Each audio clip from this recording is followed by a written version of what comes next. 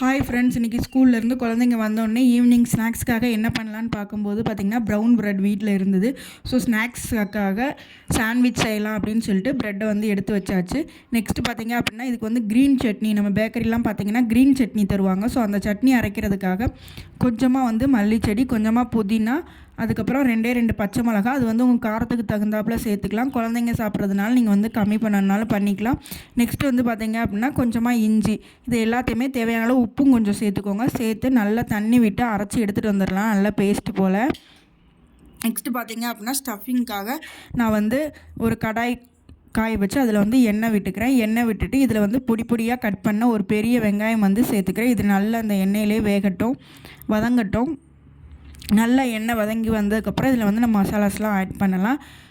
வெங்காயம் சீக்கிரமாக வதங்கணுன்னா லைட்டாக உப்புமே வந்து நம்ம சேர்த்துக்கலாம். அந்த மசாலாவுக்கு மட்டுமே சேர்த்துக்கலாம். ஆல்ரெடி நம்ம அரைச்ச பேஸ்ட்டுக்கு வந்து க்ரீன் சட்னிக்கு வந்து நம்ம ஆல்ரெடி சேர்த்துட்டோம். ஸோ நல்லா வதங்கிடுச்சு. இப்போ வந்து மசாலா சேர்த்துக்கலாம். ஒரு 1/2 spoon garam masala, chilli powder வந்து சேர்த்துருக்கேன். அது வந்து 1/2 ஸ்பூன் சேர்த்துக்கலாம். 2 மட்டும் சேர்த்தாலே போதும், நல்லா வந்து சூப்பராக இருக்கும். ஸோ இதெல்லாம் அந்த மசாலாவோட பச்சை வாசனை போகிற அளவுக்கு நல்லா வதக்கி விட்டுறலாம். வதக்கினதுக்கப்புறம் நல்லா வேக வச்சு உருளைக்கிழங்கு வந்து ஒரு 2 உருளைக்கிழங்கு, பெருசாக இருந்தால் 2 போதும், சின்னதாக இருந்தால் நீங்கள் எக்ஸ்ட்ரா ஆட் பண்ணிக்கலாம். நல்லா மசிய வேக வச்சு அதை நல்லா ஸ்பூன்லேயோ மேஷர்லேயோ மசித்து எடுத்துகிட்டு வந்திருக்கேன். இதை வந்து நல்லா சேர்த்து அந்த மசாலா, வெங்காயம் எல்லாம் மிக்ஸ் ஆகி வரணும், அந்தளவுக்கு கிண்டி எடுத்து வச்சிடலாம். இப்போ மசாலா, சட்னி 2மே ரெடி ஆகிடுச்சு. நெக்ஸ்ட்டு வந்து ப்ரெட்டை டோஸ்ட் பண்ணி எடுத்துக்கலாம். அதுக்காக ஒரு தவா வச்சு அதில் வந்து ப்ரௌன் ப்ரெட்டு, நீங்கள் நார்மல் எந்த ப்ரெட்டு இருந்தாலுமே வந்து சேர்த்துக்கலாம்.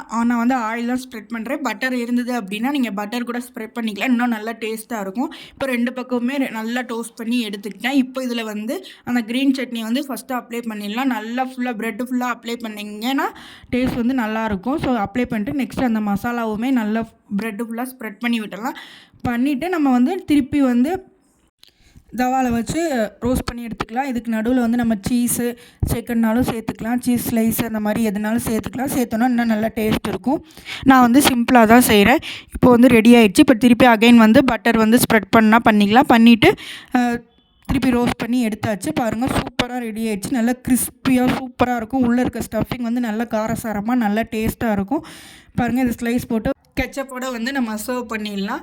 லஞ்ச் பாக்ஸுக்கு கொடுத்து விடலாம், ஸ்நாக்ஸ் பாக்ஸுக்கு கொடுத்து விடலாம். அந்த மாதிரி கிட்ஸுக்கு வந்து இந்த ரெசிபி ரொம்பவே பிடிக்கும். கண்டிப்பாக நீங்கள் ட்ரை பண்ணி பாருங்கள்.